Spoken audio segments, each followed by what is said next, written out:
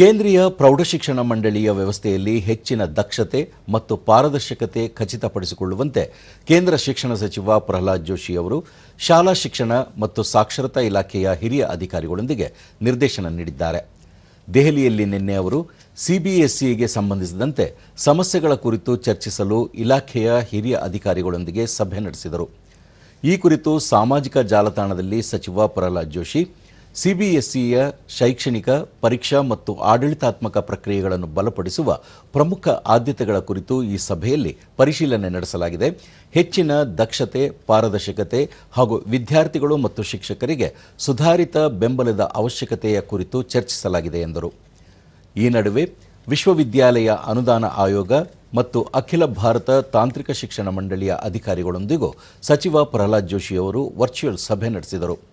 ಉನ್ನತ ಶಿಕ್ಷಣದಲ್ಲಿ ವಿಕಸನಗೊಳ್ಳುತ್ತಿರುವ ಆದ್ಯತೆಗಳು ಮತ್ತು ನಮ್ಮ ಶೈಕ್ಷಣಿಕ ಸಂಸ್ಥೆಗಳನ್ನು ಬಲಪಡಿಸುವ ಮುಂದಿನ ಮಾರ್ಗಗಳ ಕುರಿತು ಈ ಸಭೆಯಲ್ಲಿ ಚರ್ಚಿಸಲಾಗಿದೆ ಎಂದು ಸಚಿವರು ಹೇಳಿದ್ದಾರೆ. ಪ್ರಮುಖವಾಗಿ ಈ ಶೈಕ್ಷಣಿಕ ಸಂಸ್ಥೆಗಳಲ್ಲಿ ಕ್ರೀಡೆಗಳನ್ನು ಉತ್ತೇಜಿಸುವುದು, ವಿದ್ಯಾರ್ಥಿಗಳ ವ್ಯಾಪಕ ಪಾಲ್ಗೊಳ್ಳುವಿಕೆಗೆ ಪ್ರೋತ್ಸಾಹ, ಯುವಜನತೆಯಲ್ಲಿ ಕ್ರೀಡಾ ಪ್ರತಿಭೆಯ ಪೋಷಣೆ ಸೇರಿದಂತೆ ಖೇಲೋ ಇಂಡಿಯಾ ಕುರಿತು ಅಧಿಕಾರಿಗಳೊಂದಿಗೆ ಮಾತುಕತೆ ನಡೆಸಿರುವುದಾಗಿ ತಿಳಿಸಿದ್ದಾರೆ.